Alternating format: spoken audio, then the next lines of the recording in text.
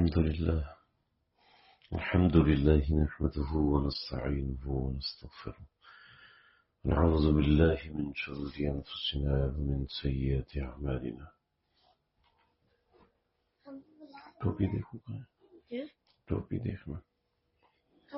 من يهده الله فلا مضل له ومن يضلله فلا هادي له ونشهد أن لا إله إلا الله ونشهد أن محمدا عبده ورسوله. أما بعد، فأعوذ بالله من الشيطان الرجيم. بسم الله الرحمن الرحيم. والذين آمنوا أشد حبا لله. صدق الله العظيم.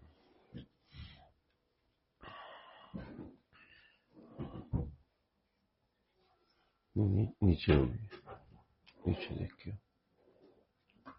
جلدی کر لیں.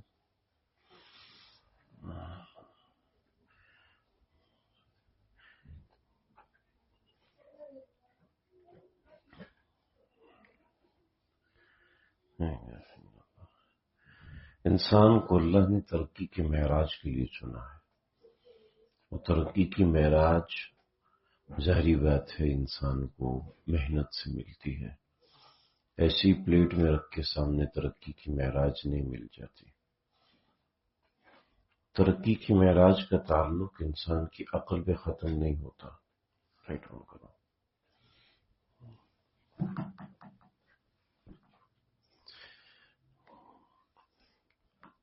جب انسان صرف اپنی عقل کے اوپر چلتا ہے تو اس کا علم محدود ہوتا ہے، اس کی سوچ محدود ہوتی ہے. کہتے ہیں کامیاب کمپنی کی کیا علامت ہے؟ ایچ آر سے پوچھو تو ایچ آر کہتا ہے کامیاب کمپنی وہ ہوتی ہے کہ جس کی اسٹریٹجی پلاننگ 20 سال کی ہوتی ہے. 25 سال کی اسٹریٹجی پلاننگ کرتے ہیں. 20 سال پہلے وہ بندوں کو ہائر کرتے ہیں اور اس کے بعد ان کو سمجھ میں آتی ہے کہ کون سا بندہ ہمارے کس کام کے. وہ 20 سال پہلے بندے کو پہچان لیتے ہیں. تو اسٹریٹجی پلاننگ 20 سال پہلے کی ہوتی ہے. تب آپ جو ہے ایک لانگ ٹرم پلاننگ کرتے ہیں، اور لانگ ٹرم پلاننگ کرتے ہیں تب آپ جا کے کامیاب ہوتے ہیں. یہ ایک بڑی سوچ ہے. ایک چھوٹا دکاندار ہے، وہ 1 مہینے کا راشن لیتا ہے اور 1 مہینے کا راشن اکٹھا کرتا ہے. دال ختم ہوتی ہے تو منگواتا ہے، چینی ختم ہوتی ہے، جو 5 کلو رہ جاتی ہے تو منگواتا ہے. تھوڑے سے بڑی سٹور والا دیکھتا ہے کہ بھی میرے پاس چینی جو ہے وہ صرف 10 من رہ گئی، لہٰذا وہ آرڈر کر دیتا ہے. اور جو والمارٹ ہے، جو بڑے سپر سٹورز ہوتے ہیں، ان کے پاس ٹریکنگ سسٹم ہوتا ہے. ان کا آٹومیٹک آرڈر جنریٹ ہوتا ہے. ان کو کسی بندے کو پتہ ہی نہیں ہوتا، آٹومیٹکلی آرڈر ان کے پاس سے چلا جاتا ہے. اس لیے کہ انہوں نے لانگ ٹرم پلاننگ کی ہوئی ہے، لمبی پلاننگ کی ہوئی ہے. ان کو اپنا کھاتا بنانے کی ضرورت نہیں ہوتی.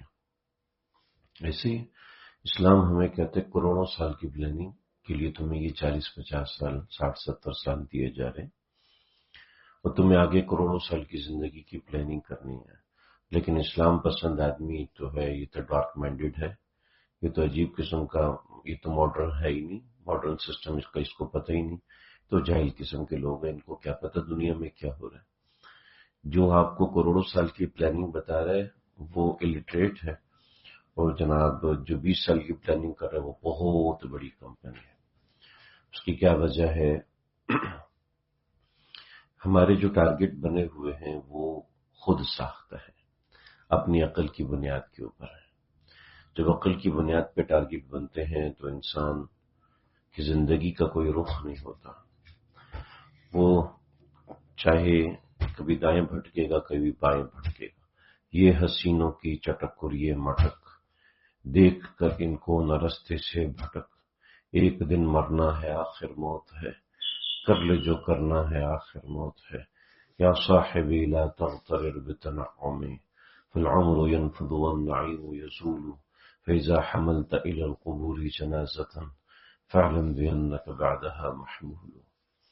جب انسان صرف اس دنیا کی فکر میں رہتا ہے، صرف اس دنیا کے لیے کچھ کرتا ہے، تو اس کو اپنی عمر کے آخری حصے میں جا کے بہت رونا آتا ہے، بڑی پریشانی ہوتی ہے.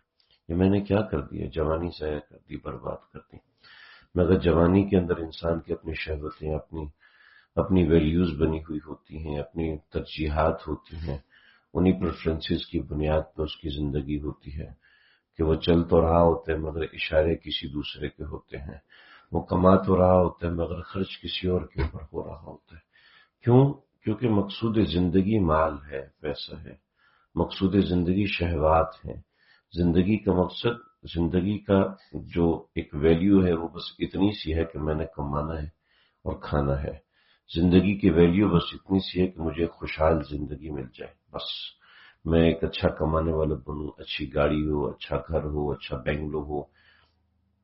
اللہ رب العزت نے قرآن میں بڑی زبردست ترتیب بنائی ہے۔ اعلموا انما الحیات الدنیا، کا دنیا کی جو زندگی ہے وہ ہے کیا؟ وہ ہے کیا؟ بتایا کہ لہو ولعب وزینۃ وتفاخر بینکم وتکاثر فی الاموال والاولاد، کہ دنیا کی زندگی کیا ہے؟ دنیا کی زندگی کا پہلا سٹیپ لہو ولعب، لہو ولعب، کھیلنا کودنا۔ چھوٹے سے بچے سے کہو تیری شادی کرا دوں، پاگل ہے، شادی کرا دوں، شادی کیا ہوتی ہے اس کو پتہ ہی نہیں بیچارے کو۔ لہو ولعب، انسان کی زندگی کیا ہے؟ لہو، بچپن کیا ہے؟ کھیل کود ہے۔ اس کو کہاں بیٹا نوکری کرو کہ 1,00,000 روپے کی نوکری لگے گی، کہتا کون پاگل ہے نوکری کرے گا؟ پاگل ہوں کیا میں نوکری ووکری کوئی نہیں کروں گا، میں آرام سے گھر میں رہوں گا، میں آرام سے اسکول جاؤں گا۔ ارے بھی 1,00,000 کی نوکری لگ رہی ہے، تمہیں پاکٹ منی ملتی ہے پورے مہینے کی 1,000، تمہیں 1,00,000 کی نوکری میں جاؤ کوئی نوکری نہیں۔ کیا ہے؟ بچے کی ترجیح ہے وہ گیند، بچے کی ترجیح وہ بال ہے، اس سے ہٹ کے وہ آگے نہیں چل سکتا۔ ہر انسان کی زندگی کی سوچ اپنی جگہ پر ہوتی ہے اور وہ اسی سوچ کو اپنے اوپر مسلط رکھتا ہے اور اسی سوچ کے اوپر قائم رہتا ہے۔ اور جب وہ قرآن و حدیث سے اپنی سوچ تلاش نہیں کرتا، اللہ سے بھی پوچھتا، رسول اللہ صلی اللہ علیہ وسلم سے نہیں پوچھتا، تو پھر اس کو اللہ کے نام سے بھی چڑ ہونے لگتی ہے، رسول اللہ کے نام سے بھی چڑ ہونے لگتی ہے، کیونکہ اس کی ترجیح بس ایک اپنی مرضی کی زندگی ہے، بس اس کے علاوہ کچھ نہیں۔ نذیر اکبر الہٰبادی بہت بڑے جج تھے، بہت بڑے جج تھے، ہندوستان کے بڑے جج شمار کیے جاتے تھے۔ ان کا بیٹا وکیل بن کے لندن سے آیا، واپس ہندوستان آیا، تو باپ نے اس کے استقبالیے میں بہت بڑی تقریب رکھی۔ چونکہ جج تھے تو بہت سارے ججوں کو بلایا اور بہت سارے ججوں کی میری طرف متوجہ رہیں بیٹا، ہیلو بھائی، سر جی میری طرف متوجہ رہیں، یہاں اگر آپ نیت کر کے نہیں آئیں گے نا تو یقین کیجیے کوئی فائدہ نہیں ہوگا، وقت ضائع ہوگا آپ کا بھی، اب 40 منٹ 45 منٹ ضائع کریں گے۔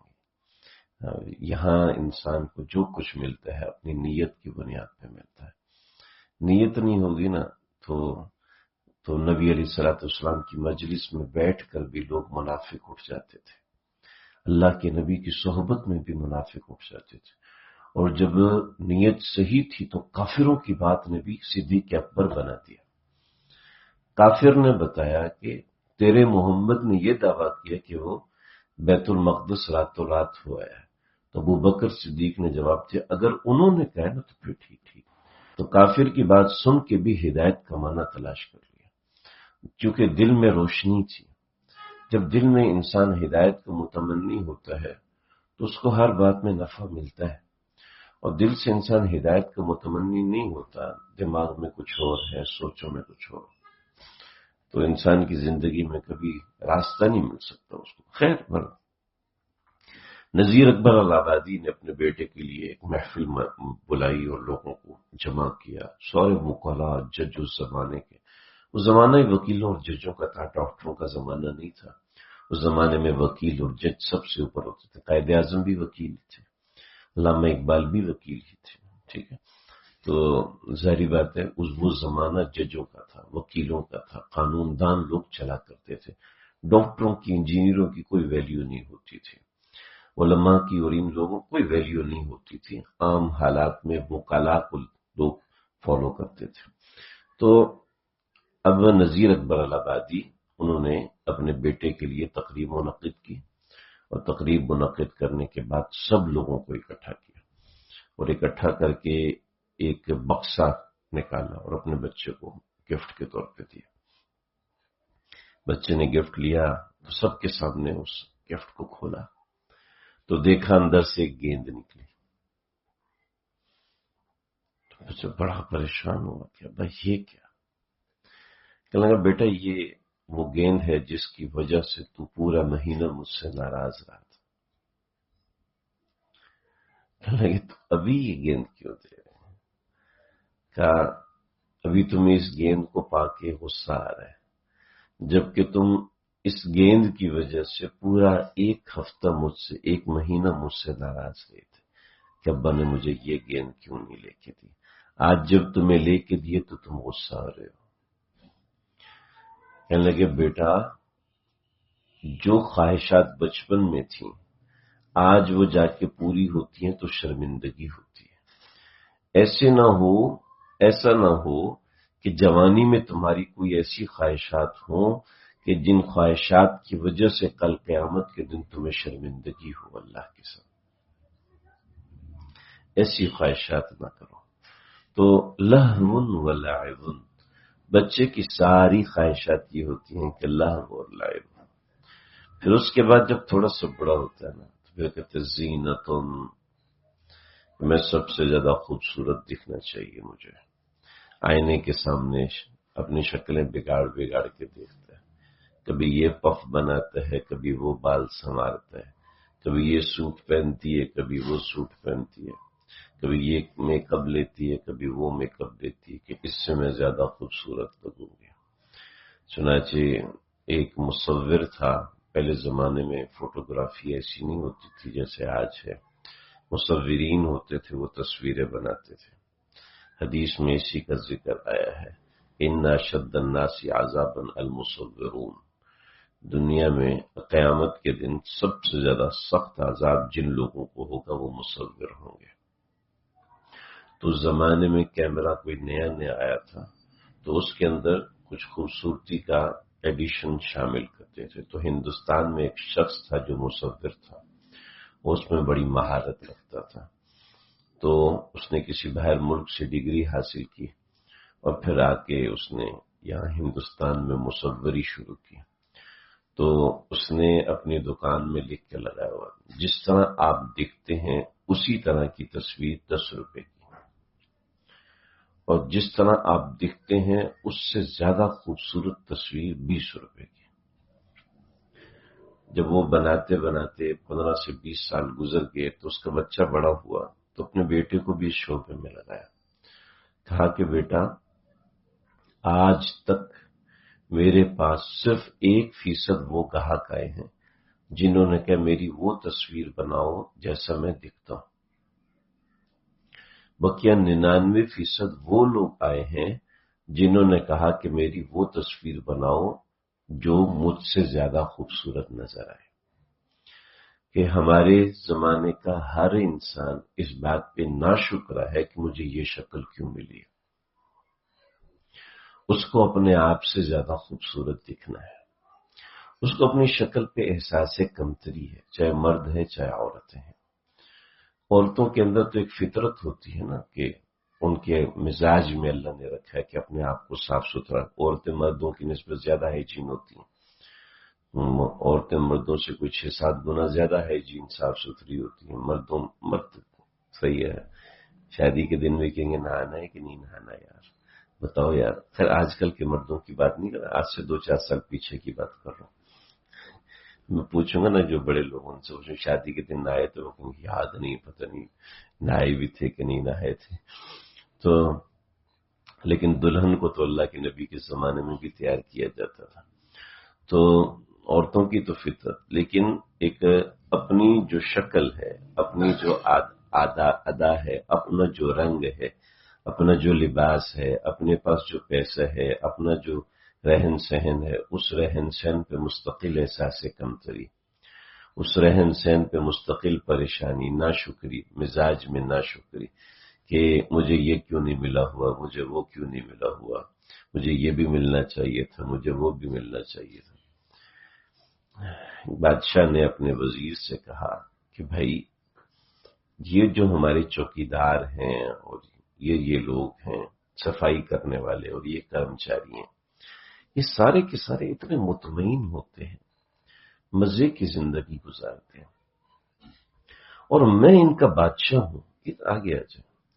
میں ان کا بادشاہ ہوں اور میں ایسے بے چین رہتا ہوں، رات کو بھی بے چین، دن کو بھی بے چین. تو آخر کیا راز ہے؟ تو وزیر نے کہا بادشاہ سلامت، چلے میں آپ کو بتاتا ہوں. کہنے لگے بات یہ ہے کہ آپ ایک وزیر سے اعلان کروائیں کہ آج فلاں فلاں کام جو بندہ کرے گا اس کو 100 اشرفیوں کا انعام ملے گا. چنانچہ مقابلے کی فضا ہوئی، اور مقابلے کی فضا کے بعد شام کے وقت ایک کرمچاری جیت گیا، اور اس کو کہا جی آپ گھر جائیں تو آپ کے گھر پر ہم 100 اشرفیاں پہنچا دیں گے. ٹھیک ہے. اب بادشاہ سے کہا کہ بادشاہ سلامت، رات کے وقت جائیں گے اور ایک اشرفی جو ہے وہ کم کر دیں گے. چنانچہ ایک اشرفی کم کر دی اور جا کے اس کے گھر میں دی، اور تھوڑی دور بیٹھ گئے. تو گھر میں شور کی آوازیں آنا شروع ہوئیں اور محلے والے اکٹھے ہو گئے. کافی دیر گزری کا بادشاہ سلامت چلے، محل میں واپس آ گئے. صبح جب کرمچاری تو یوں بیٹھ رہا، کبھی ادھر گر رہا ہے، کبھی ادھر گر رہا ہے، کبھی یہ پریشانی کبھی وہ پریشانی. کبھی کیا ہوا، تمہیں اشرفیاں 100 اشرفیاں دی تھی، تمہاری رات کیسے گزری؟ کہنے لگے وہ اشرفیاں دی تو جب ہم نے گنی تو وہ 99 اشرفیاں گنی تو وہ 99. ہم نے بائیں تلاش کیا، تھیلی کھنگالی، دائیں بائیں دیکھا. اب جس نوکر نے وہ وصول کی تھی اس کو پوچھا، اس کو پکڑا، اس کی تفتیش کی. اس نے قسمیں کھائیں کہ نہیں میں نے اس میں سے کچھ بھی نہیں لیا. سیل بند تھیلی تھی، اس میں سے آگے پیچھے ہونا ممکن نہیں تھا. ہم نے دائیں بائیں تلاش کیا، پوری رات اسی بے چینی میں گزر گئی. کہنے لگے بادشاہ سلامت یہ مسئلہ ہے. کیا کہ اس کو 99 اشرفیوں کی کوئی خوشی نہیں. وہ جو ایک اس کو نہیں ملی نا، اس کی تفتیش میں اس نے کتنے لوگوں پہ شک کیا، اس کی تفتیش میں اس نے بیوی سے لڑائی کی، اس کی تفتیش میں اس نے بچوں کی پٹائی کی، اس کی تفتیش میں اس نے رات بھر جاگ کے گزاری. جب سونے کے لیے لیٹا تو وہی بے چینی تھی، وہ ایک کہاں گئی، وہ ایک کہاں گئی، وہ ایک کیوں نہیں ملی، اس ایک کا کیا تھا. ہمارا یہی مسئلہ ہے. ہمارے پاس اللہ کی ہزاروں نعمت. آج صبح ایک بچی کا فون آیا کہ بھئی میرے ساتھ ایسا کیوں ہے کہ مجھے میری ماں نے بھی ہٹا دیا، میری فلاں نے بھی ہٹا دیا، اور ایسا ہے، یہ چیز بھی وہ چیز بھی، دوسری میری بہنوں کو یہ بھی ملا، یہ بھی ملا. اب میری شادی ہو رہی ہے تو مجھے یہ بھی نہیں مل رہا، وہ بھی نہیں مل رہا، وہ چیز بھی نہیں ہے، ایسا بھی نہیں. اس کو ایسا شوہر اللہ نے دیا، مجھے ایسا کیوں نہیں ملا. اس کو ایسا گھر اللہ نے دیا، مجھے ایسا کیوں نہیں ملا، ایسا ویسا. میں نے کہا بیوی مجھے ایک بات بتائیں، آپ اندھی ہیں؟ نہیں مجھے تو بالکل صحیح نظر آتا. کہ چشمہ تو لگاؤ 11-12 نمبر کا. نہیں مجھے صحیح نظر آتا. میں نے کہا آپ کو سننا بھی صحیح سنتی ہیں آپ. میں نے کہا آپ نے اللہ پہ کون سا احسان کیا تھا کہ اللہ نے آپ کو بالکل ٹھیک آنکھیں دی. اب اس کی بولتی بند. میں نے کہا آپ نے اللہ پہ کون سا احسان، اگر اللہ آپ کو مرغا بنا دیتے تو، اگر اللہ آپ کو گدھا بنا دیتے، اگر اللہ آپ کو جانور بنا دیتے تو آپ کیا اللہ کا بگاڑ لیتی؟ یہ آپ نہیں دیکھ رہی کہ آپ کے اوپر نعمتیں کتنی زیادہ ہیں، کتنی چیزیں اللہ نے آپ کو بطور نعمت دی. ایک پتھر ہے وہ ٹائل بنتا ہے اور ٹائل بن کے باتھ روم میں لگ جاتا ہے، اور ایک پتھر ہے وہ ٹائل بنتا ہے وہ کچن کی دیوار پہ لگتا ہے، اور ایک پتھر ہے وہ ٹائل بنتا ہے اور کمرے کی دیوار میں لگتا ہے. اس پتھر کا کیا قصور؟ وہ پتھر کہ مجھے باتھ روم میں کیوں لگایا؟ وہ میری مرضی، میں نے تمہیں خریدا ہے، اب میں تمہیں باتھ روم میں لگاؤں یا کمرے میں لگاؤں. وہی پتھر ہے وہ جا کے حرم میں لگ جاتا ہے. تو یہ لگانے والے کی مرضی ہے کہ وہ جہاں لگائے. اب پتھر اپنا صحیح کام نہیں کرے گا تو اس کو باتھ روم سے بھی نکال کے پھینک دیں گے، کچرے میں ڈال دیں گے. اس کو صحیح کام نہیں کرے گا تو اس کو کمرے سے بھی نکال دیں گے، حرم سے بھی نکال دیں گے، کیونکہ اس نے اپنا کام صحیح سے نہیں کیا، اس کو نکال دیا جائے گا. آپ کو اللہ نے جس جگہ پر رکھا ہے آپ کو وہاں پر اپنا صحیح کام کرنا ہے۔ اللہ نے آپ کو اپنا بندہ بنایا، اللہ نے آپ کو جانور نہیں بنایا، اللہ نے آپ کو گدھا مرغی جانور اس نوعیت کی چیز نہیں بنایا، اللہ نے آپ کو انسان بنایا۔ اور اللہ نے پھر مثالیں بھی دی ہیں، وَإِنَّ مِنَ الْحِجَارَةِ لَمَا يَتَفَجَّرُ مِنْهُ الْأَنْهَارُ، پتھروں میں سے کچھ ایسے ہیں جس میں سے نہریں نکلتے ہیں، وَإِنَّ مِنْهَا لَمَا يَحْبِطُ مِنْ خَشْيَةِ اللَّهِ، ان میں سے کچھ ایسے ہیں جو اللہ کے ڈر سے لڑک جاتے ہیں۔ پتھروں میں سے تو کچھ ایسے پتھروں کی اللہ نے تعریفیں کی ہیں، وَقَلْبُهُمْ بَاسِطٌ ذِرَاعَيْهِ بِالْوَصِيدِ، اس کتے کی بھی اللہ نے تعریف کی جس نے اپنا کام بالکل ٹھیک کیا۔ ناقۃ اللہ وسقیاہا، اس اونٹنی کی بھی اللہ نے قرآن میں تعریف کی ہے جس نے اپنا کام صحیح کیا۔ تو جو نعمتیں ہمیں ملی ہوئی ہیں ہم ان نعمتوں کو نہیں دیکھتے، اور جو نعمتیں ہم سے چھن گئیں یا جو نعمت ہمارے پاس سے چلی گئی یا جو نعمت ہمیں نہیں ملی، بس ہم اسی کو گن رہے ہوتے ہیں، اسی کو سوچ رہے ہوتے ہیں اور اسی کے اندر مبتلا ہوتے ہیں۔ ایک بادشاہ تھا، اس کا ایک وزیر تھا، اور بادشاہ کو کوئی عارضہ لاحق ہوا اور اس کی انگلی کاٹنی پڑی۔ تو جب اس کی انگلی کٹی ہے تو وزیر نے کہا بادشاہ سلامت، شکر ادا کریں، اللہ نے آپ کو اتنا عرصہ اس انگلی کی نعمت دی تھی، اس پہ آپ اللہ کا شکر ادا کریں۔ بادشاہ تو بادشاہ ہوتے ہیں نا، پھر دماغ گھوم گیا تو گھوم گیا، اس کو اٹھا کے جیل میں ڈالو، اس کو میرے ساتھ اچھے اچھے پراٹھے کھا کھا کے سمجھ نہیں آتی، میری یہاں انگلی کٹ گئی اور یہاں پہ۔ حضرت مولانا خلیل احمد سہارنپوری صاحب رحمۃ اللہ علیہ کے گھر میں ایک برتن تھا اور وہ برتن نیچے گرا اور ٹوٹ گیا۔ تو اہلیہ بڑی نیک تھیں، کہنے لگیں کہ حضرت برتن ٹوٹ گیا اور ان لہو اعمارها، ان کی کچھ عمریں ہوتی ہیں، تو اس نے اپنی عمر پوری کر لی، اس میں اللہ کی طرف سے بہتری ہوگی۔ نا، بات غلط کر رہی، اس میں اللہ کی طرف سے کوئی حکمت ہوگی، اس میں اللہ کی طرف سے کوئی حکمت ہے، ٹھیک؟ یہ نہیں کہ اس میں اللہ کی طرف سے کوئی بہتری ہوگی، نہیں بھائی، وہ بندہ مر گیا، آپ کہہ رہے ہو اس میں اللہ کی طرف سے کوئی بہتری ہوگی بہتری، لیکن آپ کے حق میں بہتری نہیں، آپ کے حق میں حکمت ہے۔ وہ علامہ اسمعی قرآن مجید پڑھ رہے تھے تو کہتے ہیں السارق والسارقة فاقطعوا أيديهما جزاء بما كسبا نقالا من الله والله غفور رحیم۔ تو ایک بدو بیٹھا ہوا تھا کعبۃ اللہ کے اندر، پیچھے مڑ کے دیکھا، کیا پڑھ رہا ہے، کیا پڑھ، اما ھذا کلام من ھذا، کیا پڑھ رہے ہو؟ کیا قرآن پڑھو؟ بس سواری پیدا نہیں ہوتا قرآن ایسا ہو۔ کیا تم حافظ قرآن کا؟ نہیں۔ عالم دینوں کا؟ نہیں۔ لیکن جو پڑھ رہے ہو غلط پڑھ رہے ہو۔ السارق والسارقة فاقطعوا أيديهما جزاء بما كسبا نكالا من الله والله غفور رحیم کا غلط پڑھ رہے ہو۔ قرآن مجید کھولا، دیکھا تو اس میں دیکھا السارق والسارقة فاقطعوا أيديهما جزاء بما كسبا نكالا من الله والله عزيز حكيم۔ پہلے پڑھ رہا تھا واللہ غفور الرحیم، اور اب پڑھ رہا واللہ عزیز الحکیم۔ کیا ہوا کہ ایک طرف کہہ رہے ہاتھ کاٹ دو، السارق والسارقۃ، چور اور چورنی، فاقطعوا ایدیہما، ان دونوں کے ہاتھ کاٹ دو، جزاء بما کسبا، انہوں نے جو چوری کی ہے اس کی وجہ سے، نکالا من اللہ، اللہ کی طرف سے یہ عذاب اور سزا ہے۔ واللہ غفور الرحیم ہوگا؟ نہیں، یار واللہ عزیز الحکیم، اللہ تعالیٰ غالب ہے، حکمت والا ہے، اس کی ہر سزا میں کوئی حکمت ہے، اس کی ہر جزا میں کوئی حکمت ہے۔ اگر اس کے حکم سے کسی کا نقصان ہو رہا ہے تو کوئی حکمت ہے کہ بطن الارض خیر من ظاہرہا، اس وقت زمین کا باطن اس کے لیے زمین کے ظاہر سے بہتر ہے، تو بطن الارض خیر من ظاہرہا، تو اللہ کے ہر کام میں کوئی حکمت ہے، تو اللہ کا کام حکمت بھرا ہے۔ تو وزیر کہنے لگا کہ بادشاہ سلامت، اس میں کوئی حکمت ہے؟ تو حکمت کے بچے چل اندر ہے، اندر جیل میں وقت گزار، تمہیں سمجھ میں آئے گی۔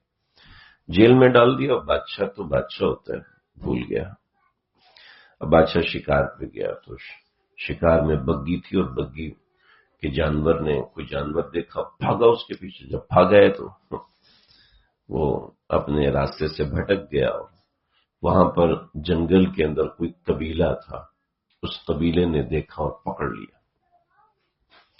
کہا جی کیوں پکڑا ہے؟ کہا جی اس دن ہم کسی بندے کی قربانی دیتے ہیں، اب ہمیں بندہ چاہیے تھا، ہم اپنے قبیلے میں سے نکال دیتے، لیکن باہر کا بندہ آ گیا تو ہم سب کر لیں گے۔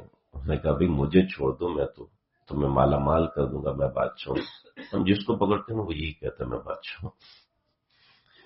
پاگل خانے میں آدمی گیا نا، وزیر گیا پاگل خانے میں تو ایک پاگل سے ملا، تو وزیر سے ایک پاگل نے پوچھا آپ کون ہیں؟ کہتے جی میں وزیر اعظم ہوں۔ تو کچھ دن یہاں پہ رہو گے تو ٹھیک ہو جاؤ گے، جب میں بھی آیا تھا تو میں بھی یہی کہتا تھا میں وزیر اعظم ہوں۔ تو اس نے کہا کہ اس کو باندھو لٹکاؤ، باندھ دیا، لٹکایا۔ جب ان کا مربی آیا اور ذبح کرنے کے لیے تو اس نے دیکھا کہ بادشاہ کا تو انگوٹھا کٹا ہوا ہے۔ کہتے ابے یہ تو معذور ہے، صحیح سالم ہی نہیں ہے، ہماری تو قربانی نہیں ہوگی، اتارو اس کو، نکالو۔ نکالا، بادشاہ کو چھوڑا، بادشاہ وہاں سے بھاگا، پہنچ کے کہتے وزیر کو بلاؤ۔ وزیر کو بلایا، کہا بھائی میری انگلی کٹ گئی، مجھے سمجھ میں آ گیا کہ اس میں کتنی بڑی حکمت تھی، میں نے اللہ کا شکر ادا کیا، اس میں بہت بڑی حکمت تھی، لیکن تمہیں جیل میں نے بند کیا تھا تو تمہارا تو سال گیا نا، تمہارے تو بیوی بچے رول گئے، میں بھی بھول گیا۔ کہا اچھا سلامت، اچھا میں آپ کے ساتھ نہیں تھا، تو میں اور آپ تو ایک ہی بگی میں ہوتے، تو میری تو انگلی کٹی نہیں تھی، تو آپ کی وجہ مجھے چڑھا دینا تھا، تو میرے بھی جیل میں جانے میں یہ حکمت تھی کہ اللہ نے میری حفاظت فرمائی۔ اللہ اکبر کبیرہ۔ اللہ تعالیٰ نے جیسے ہمیں رکھا ہے، جیسے ہمیں پیدا کیا ہے، اس کی نظر ہر آن ہمارے اوپر ہے، اس کی نظر ہر آن ہمارے اوپر گڑی ہوئی ہے، اور وہ اپنے بندوں سے محبت کر رہے ہیں اور محبت سے دیکھ رہا ہے، وہ اپنے بندوں کو چاہتا ہے، وہ اپنے بندوں سے محبت کرتا ہے، مجھ سے بھی کرتا ہے، آپ سے بھی کرتا ہے، چاہے کتنے گناہوں سے لت پت ہو جاؤ، کتنا ہی بچہ پخانہ کر دے، ماں اس سے نفرت نہیں کرتی نا، کتنا ہی بچہ روئے تو ماں اس سے نفرت نہیں کرتی، بچے سے وہ تلاش کرتی ہے کہ کیوں یہ رو رہا ہے، کیوں اس کو درد ہے۔ محبت والا ہی جانتا ہے کہ محبت کے طور اور اطوار اور طریقے کیا ہوتے ہیں، محبت والا ہی ان چیزوں کو سمجھ سکتا ہے، جس کے مزاج میں محبت نہیں ہے وہ ان چیزوں کو نہیں سمجھے گا۔ اللہ تعالیٰ اپنے بندوں سے محبت کرتے ہیں، اور جب بندہ کسی سے محبت کرتا ہے تو اس کو ہر آن ہر دم اس کا خیال رہتا ہے، ہر آن ہر دم وہ ذہنی طور پر اس سے جڑا رہتا ہے۔ اللہ اپنے بندوں سے ہر وقت جڑے ہوئے، والذین آمنوا اشد حبا للہ، ایمان والے ہر آن اللہ سے جڑے ہوئے ہیں، ہر وقت اللہ سے جڑے ہوئے ہیں۔ چنانچہ یہ جو دوسری چیز ہے، اعلموا انما الحیات الدنیا لہو ولعب، پھر اس کے آگے وزینۃ، کہ انسان زینت کے پیچھے نہ پڑا رہے، خوبصورتی کے پیچھے نہ پڑا رہے، اپنے جاہ و جلال اور جمال کے پیچھے نہ پڑے۔ لہو ولعب وزینۃ، ایک زینت ایک وقت تک ہوتا ہے انسان کو کہ میں سب سے زیادہ خوبصورت نظر آؤں، اور ایک وقت کے بعد پھر اس کو استحضار ہونے لگتا ہے کہ یہ کچھ بیکار چیزیں ہیں، یہ بیکار چیزیں ہیں، مجھے اس کی کوئی ضرورت نہیں ہے، مجھے کوئی خوبصورت لگنے کی کوئی ضرورت نہیں ہے۔ ایک وقت کے بعد اس کو استحضار ہونے لگتا ہے۔ قرآن نے کتنی خوبصورت ترتیب بنائی، بچے کو جو گاڑی چاہیے ہوتی ہے، جس کے لیے وہ روتا ہے، چیختا ہے، چلاتا ہے، تو بڑا بچہ اس کے لیے روتا ہے، وہ کہتے 300 کی ہے، 3000 میری بلا سے میں نے تھوڑی سے کھیلنا ہے۔ حالانکہ ماہرین نفسیات کہتے ہیں کہ ہر انسان میں ایک بچہ ہر وقت ہوتا ہے، جیسے کوئی گاڑی دیکھے گا نا فوراً چلا کے دیکھے گا، آپ یہ نوٹ کیجئے گا، جیسے آپ کوئی گاڑی کو ہاتھ میں دے گا آپ فوراً چلا کے اس کو دیکھیں گے کیسے چلتی ہے۔ میں نے تو خود بھی نوٹ کیا، میں جیسی بچوں کے لیے فوراً چلا کے دیکھتا ہوں کیسے چلتی ہے۔ تو ہر انسان میں بچہ تو ہوتا ہے، لیکن وہ بچہ چونکہ بڑا ہو چکا ہوتا ہے تو اس کی وہ خواہشات نہیں رہتی کہ میں بھی غباروں سے کھیلوں، میں غباروں میں پٹک پٹک کروں پھر مجھے مزہ آئے، جی بچہ تو ایسے نہیں، بچہ تو ایسے ہی ہوتا ہے، وہ غباروں کے پٹاخوں سے خوش ہوتا ہے، مگر بڑا جو ہے اس کو کوئی ایسی وہ ایکسائٹمنٹ اس چیز سے نہیں ہوتی۔ لیکن کیا ہے، اللہ نے ادوار بتا دیے، پہلا دور بتا، پہلا سیکشن تمہاری زندگی کا لہو و لعب، کھیل کود، پھر اگلا سیکشن زینتن، اگلا سیکشن، اس سے اگلا سیکشن ہے وتفاخر بینکم، تمہیں فخر، جی میرا بیٹا ڈاکٹر ہے، میں ڈاکٹر صاحب ہوں، میں یہ اتنا کماتا ہوں، میرا اتنا بزنس ہے، اتنے پیسے ہیں، یہ 3 گھر میرے ہیں، یہ 4 جائیدادیں میری ہیں، یہ فلاں میرا ہے، یہ فلاں، وتفاخر بینکم، وتفاخر بینکم، فخر انسان کہ میرے پاس اتنی ڈگریاں ہیں، میں نے یہ پڑھا ہوا۔ ایک وقت تک ہوتا ہے کہ میں خوبصورت نظر ہوں، ایسا ہوں ویسا ہوں۔ پھر اگلا سیکشن یہ آتا ہے کہ انسان کو ایک عہدہ محبوب ہونے لگتا ہے، ایک منصب محبوب ہونے لگتا ہے۔ وتفاخر بینکم وتکاثر فی الاموال والاولاد، اور پھر وہ تکاثر کرتا ہے مال اور اولاد کے اندر، یعنی دیکھتا ہے کہ جو میرے اتنے پوتے حافظ ہیں، میرے اتنے پوتے ڈاکٹر ہیں، میرے گھر میں یہ ہے، میرا گھر میں وہ ہے، میرا یہ ہے، وہ اپنی جائیدادوں پہ فخر کرتا ہے۔ اس کے بعد کوئی سیکشن نہیں ہے، کوئی سیکشن اس کے بعد۔ ماسلو بھی کہتا ہے اس کے بعد کوئی سیکشن نہیں ہے، حالانکہ ماسلو نے قرآن نہیں پڑھا ہوگا، وہ انسان کی بیہیویئر کو جج کر کے کہتے ہیں کہ سیلف اسٹیم کا جو لیول ہے کہ انسان کو مال سے، دولت سے استغنا ہو جائے، ایسے کوئی بھی نہیں ہوتے۔ کاش کہ اس نے اللہ کے نبی کی زندگی کو پڑھا ہوتا تو پھر سمجھ میں آتا، سیدنا ابو بکر صدیق کی زندگی پڑھی ہوتی تو اس کو سمجھ میں آتا کہ سیلف اسٹیم کسے کہتے ہیں۔ اس نے کہا کہ سیلف اسٹیم کہ انسان مال اور اولاد سے بھی لاپرواہ ہو جائے، ایسا نہیں ہو سکتا، یہ اس نے لکھا ہے۔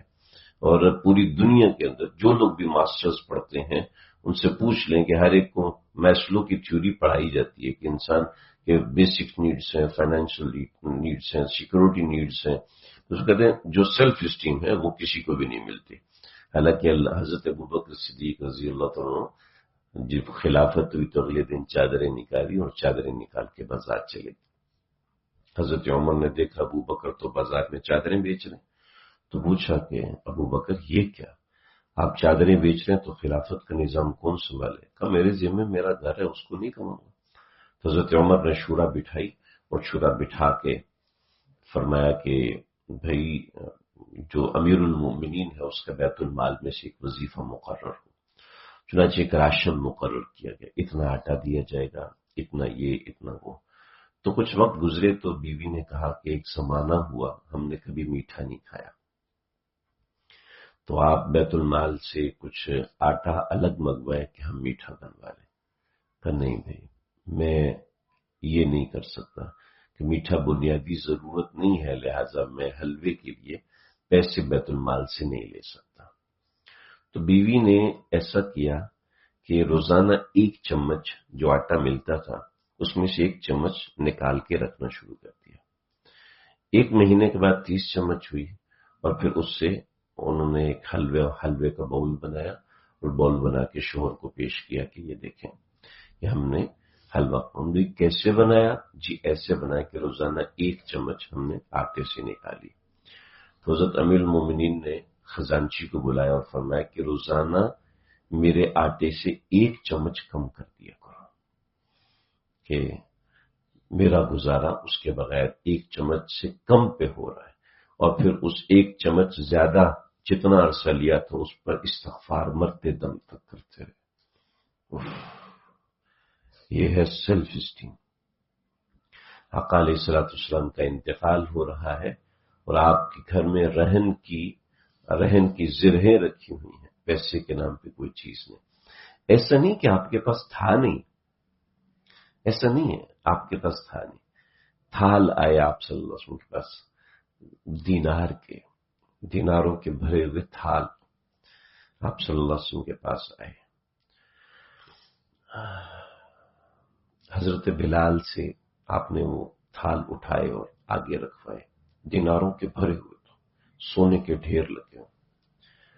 آپ نے کہا بلال ارحنا یا بلال، ارحنا یا بلال، میری آنکھیں ٹھنڈی تو کر۔ اب یقین کریں میں حدیث پڑھ رہا تھا ابو داؤد شریف میں حدیث پڑھ رہا تھا، تو میں نے اس سے یہ سمجھا کہ آپ نے فرمایا ہوگا کہ بلال 1 دینار لو، ارحنا یا بلال کا مطلب میری آنکھیں ٹھنڈی کرو کا مطلب یہ ہے کہ 1 دینار لو، اس سے گوشت خریدو، اچھا سا سالن پکاؤ، آج اچھی سی روٹی کھاتا ہوں. کہ 2 مہینے جس کے گھر میں چولہا نہ جلتا ہو تو وہ جب ارحنا یا بلال کہے گا تو یہی سمجھ میں آئے گا. لیکن میں ہل گیا اندر سے، اور میں اپنی حیرت اور اپنے آنسو روک نہیں سکا کہ آپ مسجد کے اندر آگے دیوار کے ساتھ بیٹھ کے مصلی کے اوپر یوں سر جھکا کے ظہر کی نماز ہوئی، عصر کی نماز ہوئی، مغرب کی نماز ہوئی، عشاء کی نماز ہوئی. بلال آئے، یا بلال کیا حال ہے؟ کہ رسول اللہ کچھ مال باقی ہے. آپ نے فرمایا ارحنا یا بلال، میری آنکھیں ٹھنڈی کر دو بلال. پوری رات آپ نے گھر مسجد کے مصلی پہ گزاری. گھر کہاں ہے؟ یہ مصلی ہے، یہ مصلی. اور یہاں سے دائیں طرف آپ یہ کہہ لیں کہ 40 فٹ، تقریباً 40 فٹ کے فاصلے پہ گھر ہے، اور گھر کا دروازہ مسجد کے اندر کھل رہا ہے. اب یہاں سے اٹھ کے ادھر نہیں گئے. ارحنا یا بلال، میری آنکھیں ٹھنڈی کو. اگلا پورا دن گزر گیا، اس سے اگلا پورا دن گزر گیا. تیسرے دن بلال آئے، یا رسول اللہ سب مال فقراء میں تقسیم کر دیا. پھر آپ نے فرمایا کہ ہاں اب میری آنکھیں ٹھنڈی ہیں. عشاء کی نماز پڑھائی، پھر گھر میں گئے. اس کو کہتے ہیں سیلف اسٹیم. یہ ہمارے لیے نہیں ہے، گھبرائی ہونی، یہ ہمارے لیے نہیں ہے. یہ اللہ کے نبی نے کر کے دکھایا کہ بھئی مال کے بغیر کیسے زندگی گزاری جاتی ہے. میں تمہیں کر کے دکھا رہا ہوں. اپنے خاندان کے لیے یہ دعا کی، اللہم اجعل آل محمد قوتا، اے اللہ ان کو بقدر کفایت روزی دینا، ان کو بقدر کفایت روزی دینا. اور بقدر کفایت کیا ہے؟ حضرت حسین بیٹھے ہوئے ہیں، حضرت حسین بیٹھے ہوئے ہیں، اور دیناروں کی تھیلیاں آتی جا رہی ہیں. وہ سب صدقہ کرتے جا رہے ہیں. 1 روپیہ اپنے گھر لے کے نہیں جا رہے. سیدنا حسین کا یہ حال، سیدنا حسن کا یہ حال کہ کوئی آیا جی یہ آپ کے لیے بکریوں کا ریوڑ ہدیہ ہے، وہاں اٹھنے سے پہلے صدقہ کر دیا. کوئی صدقات تو انسان کے لیے بہت بڑی دولت ہوتی ہے. ہم نبی علیہ الصلوۃ والسلام نے فرمایا اپنی بیماریوں کو صدقات کے ذریعے سے ٹالو، مصیبتوں کو صدقے کے ذریعے سے ٹالو. اور کیسی مصیبت صدقے کے ذریعے سے ٹلتی ہے؟ ناممکن ترین مصیبت صدقے سے اللہ ٹال دیتے. اللہ نے پوری سورہ بقرہ کو عنوان اسی کا دے دیا، اس قصے کا دے دیا. سورہ بقرہ کو بنی اسرائیل کے اندر بندہ مارا گیا، قتل ہو گیا.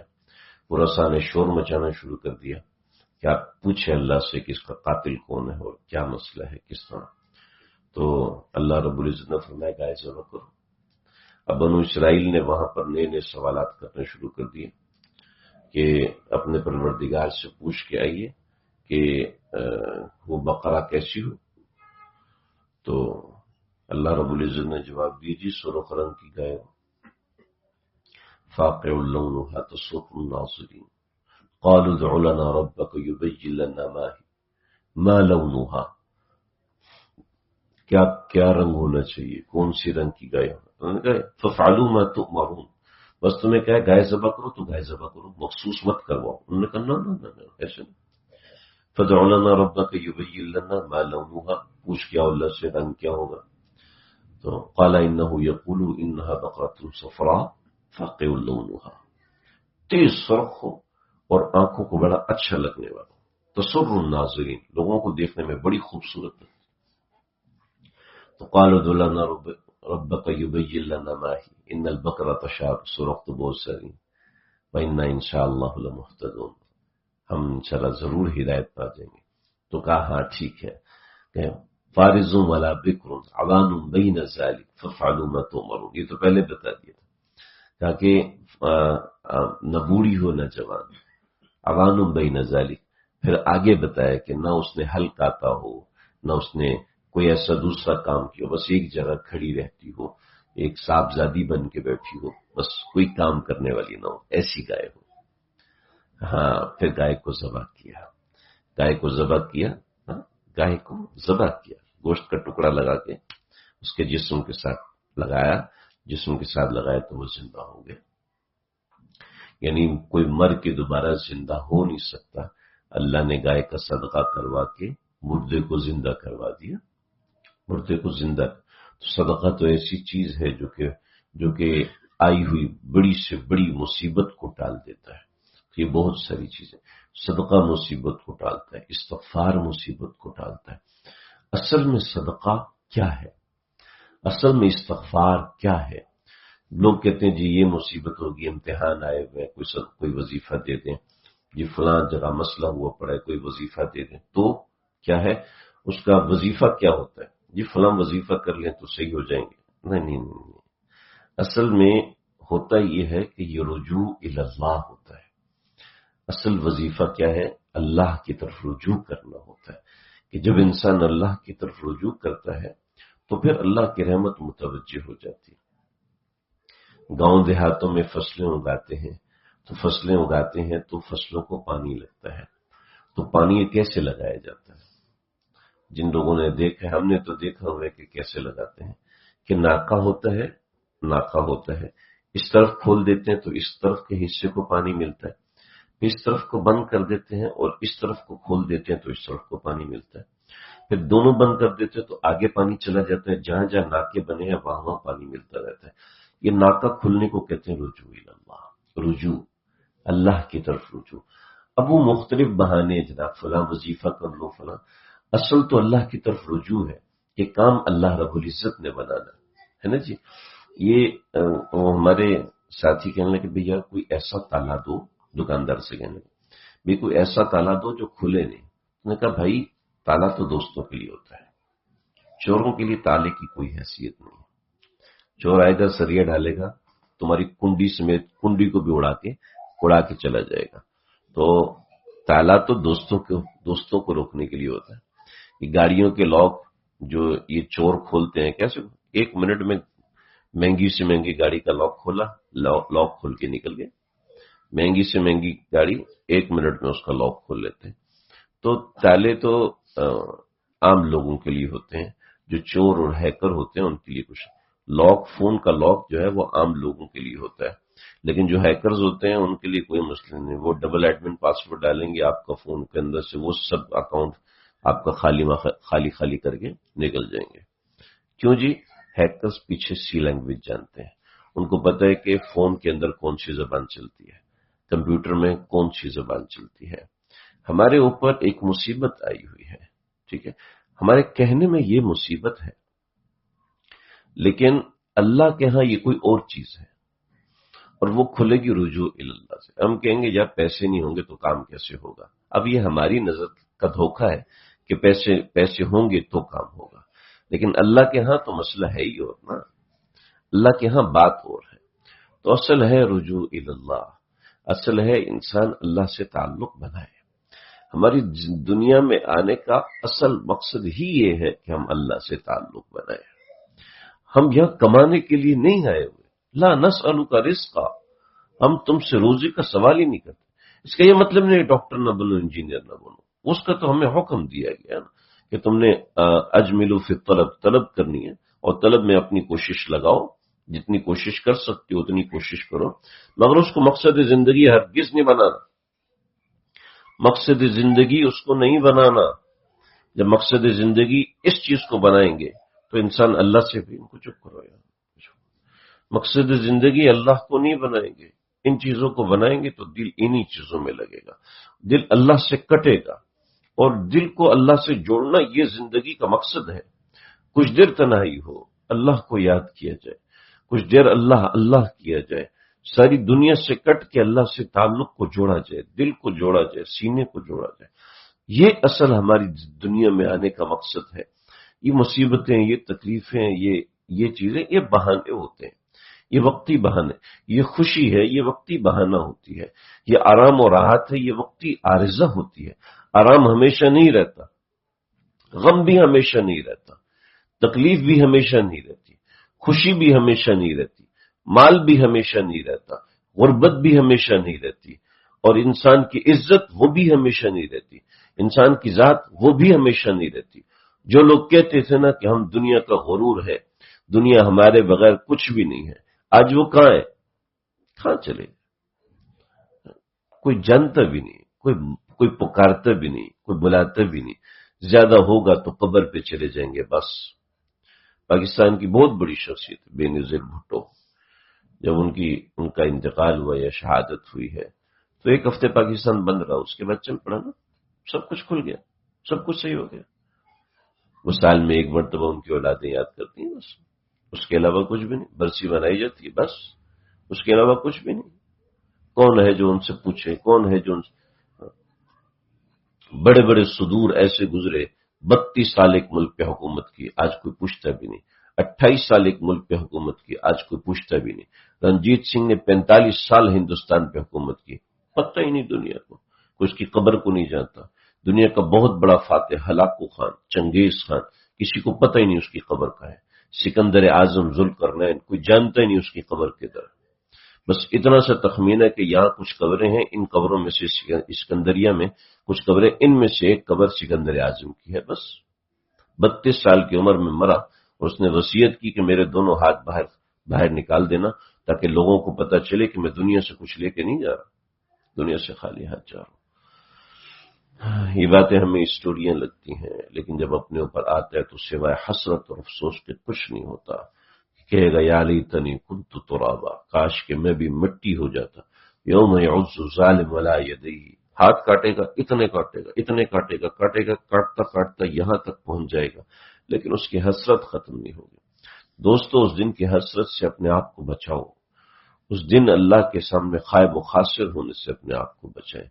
اور دین تو ہمیں ترقیات کے راستے دکھاتا ہے، دین ہمیں آگے بڑھنے کے راستے دکھاتا ہے، دین ہمیں دوسری چیزوں سے ہٹاتا ہے کہ جو چیزیں ہمارے لیے نقصان دہ ہیں۔ صرف اتنا بتائیں کہ باپ کبھی اپنی اولاد کو وہ کام کرنے کو کہے گا جس سے اس کا نقصان ہو؟ ہاں جی، باپ اور ماں کی وہ واحد شخصیت ہوتی ہے کہ جو صرف آپ کے فائدے کے لیے بات کرتے ہیں۔ ماں اور باپ بے لوث ہوتے ہیں نا، بے لوث محبت کرتے ہیں۔ استاد کو تو غرض ہے نا کہ میرا شاگرد ترقی کرے گا، فلاں جگہ بڑا بنے گا، پھر ایسا ہوگا۔ استاد کو غرض ہے کہ میں کہہ سکوں گا میرا بیٹا آج وہ ہے، میرا جو شاگرد ہے وہ اتنا پڑھا لکھا ہے۔ باپ ہمیشہ اپنے بچے کو اپنے سے ایک قدم آگے دیکھنا چاہتا ہے، ماں اپنے بچے کو ہمیشہ ایک قدم اپنے سے آگے دیکھنا چاہتی ہے۔ میں نے جتنی ترقی کیا، مجھ سے جو چیز رہ گئی ہے نا وہ میرا بیٹا حاصل کر لے، وہ میری بیٹی حاصل کر لے۔ ماں باپ کی محبت بے لوث ہوتی ہے، ماں باپ کی محبت ایسی ہوتی ہے، وہ کبھی اپنی اولاد کا نقصان نہیں سوچتے، کبھی نہیں سوچتے اپنی اولاد کا نقصان۔ جس نے ماؤں کی محبت کو محبت کی بھیگ دی ہے، ماں درارا مہر من آموخت، چون بود شمع کے من امروخت، کہ ماؤں کی محبت کو دل ربا کہنے والوں، یہ تو بتاؤ کہ اللہ کی محبت کیسی ہے۔ وہ اگر ہمیں حکم دے رہا ہے کہ عورتوں سے نظریں نیچی رکھو تو یقیناً اس میں میرا ہی فائدہ ہے۔ وہ اگر کہہ رہا ہے نامحرم سے تعلق نہ بناؤ تو یقیناً اس میں میرا ہی فائدہ ہے۔ وہ اگر کہہ رہے گانے نہ سنو، وہ اگر کہہ رہے کہ حرام نہ کھاؤ، وہ اگر کہہ رہے کہ یہ نہ کرو، تو وہ یقیناً اس لیے کہہ رہے ہیں کہ اس میں یقینی طور پہ میرا فائدہ ہے۔ اللہ کا حکم ایسا نہیں ہے کہ کہیں اس کے فائدے کے لیے، اللہ کی ذات کے فائدے کے لیے نہیں ہے۔ اللہ کا حکم تو صراحتاً میرے فائدے کے لیے، میرے نفع اور نقصان کے لیے اللہ نے جو حکم دیے، میرے نقصان سے بچانے کے لیے اللہ نے جو احکامات دیے۔ سمجھنے والے کم ہوتے ہیں۔ اللہ تعالیٰ مجھے آپ کو ہم سب کو سمجھنے کی عمل کرنے کی توفیق عطا فرمائے۔ وآخر دعوانا الحمدللہ رب العالمین۔